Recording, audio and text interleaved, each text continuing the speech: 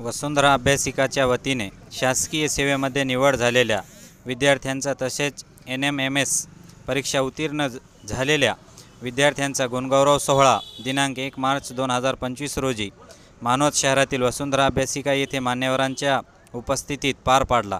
कार्यक्रमाचे अध्यक्ष माजी मंत्री सुरेशरावजी वरपुडकर, प्रमुख पाहुणे उपजिल्हाधिकारी सन्माननीय शैलेशजी लाहोटी, शिक्षण आरोग्य सभापती दादासाहेब टेंगसे, डॉक्टर शिवराज नाईक सर, प्राचार्य संस्कार महाविद्यालय, डॉक्टर प्रशांत सासोडे, संचालक साई मल्टीस्पेशलिटी हॉस्पिटल, गजानन भैया नखाते, संचालक वाल्मिक शिक्षण प्रसारण मंडळ, पाटील चव्हाण, युवा उद्योजक नांदेड, गणेश निर्मळ पाटील, संचालक रेस्टॉरंट, डॉक्टर शिवप्रिया उगले मॅडम, संचालिका वरद मल्टीस्पेशलिटी हॉस्पिटल, आदरणीय ऐश्वर्या शैलेश लाहोटी मॅडम या कार्यक्रमाचे सूत्रसंचालन पवळ सर यांनी केले, तर आभार प्रदर्शन दत्ताराव यांनी मानले।